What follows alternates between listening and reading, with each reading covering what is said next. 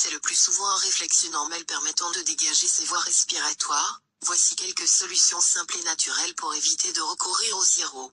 Cela nous fend le cœur de voir notre bébé tousser sans rien pouvoir faire. Lorsque bébé tousse, c'est le plus souvent un réflexe normal permettant de dégager ses voies respiratoires, et en dehors de 3 cas qui sont, la laryngite, une obstruction bronchique ou une fausse route, et qui demande consultation d'un médecin, la toux peut être un symptôme de rhume. La position anti-toux, afin de diminuer l'effet de la position sur la toux, la position allongée accentue la toux, surélever la tête de bébé. Vous pouvez par exemple glisser un oreiller sous la tête de votre bout de chou, ou encore utiliser un matelas ou un plan incliné. Faites toutefois attention à ne pas lui provoquer un torticolis. La chaleur pour soulager bébé, vous pourrez poser une bouillotte chaude sur le thorax par-dessus les vêtements.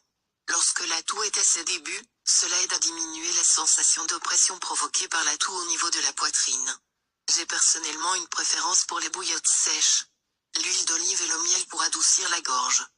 Plus grand que dans un petit bol, mélangez une cuillère à soupe d'huile d'olive, le jus d'un demi-citron et un demi-cuillère à soupe de miel. Plus grand que donner une cuillère à café 3 fois par jour, le miel et l'huile d'olive apaiseront l'irritation de la toux, le citron quant à lui apportera la vitamine C essentielle en cas de fébrilité.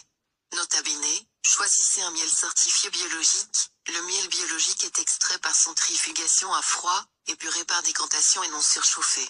Il conservera ainsi tous ses bienfaits. Désencombrer le nez de bébé. Le premier réflexe qu'il est indispensable d'avoir lorsque le nez de bébé coule est de procéder à des lavages de nez fréquents au sérum physiologique. La toux peut être en effet liée à un nez bouché. Voici comment désencombrer le nez de votre bout de chou. Plus grand que installer le bébé de sorte à ce que sa tête soit sur le côté et lui expliquer doucement ce que l'on va lui faire et pourquoi on le fait. Plus grand qu'une dosette physiologique est pressé pour la vider entièrement dans la narine du dessus. Le liquide ressort avec les sécrétions par la narine du dessous. Plus grand que retourner bébé et nettoyer l'autre narine de la même façon avec une autre dosette. L'oignon pour une nuit apaisée. Plus grand que dans une petite coupelle, disposez un oignon coupé en 2 et mettez-le sous le lit du bébé toute la nuit. Plus grand que si l'odeur trop forte de l'oignon vous indispose, vous pourrez planter des clous de girofle dans l'oignon. Sirop au miel et à l'oignon. Plus grand que, dans un petit bol découper un oignon grossièrement puis recouvrir de miel. Plus grand que laisser poser le tout pendant 20 à 30 minutes. Pendant ce temps un liquide se formera. Plus grand que, récoltez ce liquide et faites boire à votre bébé une cuillère à café la nuit, de préférence pour une nuit apaisée. Attention, en raison de la présence du miel dans ce remède, il est déconseillé de le donner à un nourrisson de moins d'1 an selon les recommandations de l'AFSA. Le sirop de navet. Plus grand que, creusez profondément un navet et coupez la pointe de la racine, pour qu'il tienne sur un support. Plus grand que bourrez le trou creusé dans le navet avec du sucre candi ou du sucre roux, un sucre non raffiné de préférence. Plus grand que disposer le navet dans un bol et laisser reposer toute une nuit dans un endroit chaud. Ma grand-mère le mettait dans le four encore chaud après avoir fait son pain pour le dîner et le laissait jusqu'au matin.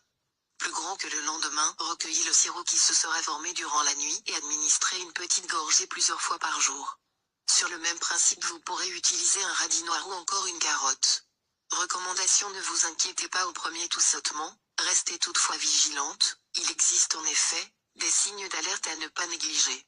Si la toux persiste plus de 7 jours, si la fièvre dépasse 38 degrés Celsius pendant plus de 3 jours, si votre enfant change de comportement, qu'il devient grognon, qu'il a l'air abattu, s'il a du mal à respirer et que la toux est sifflante, consultez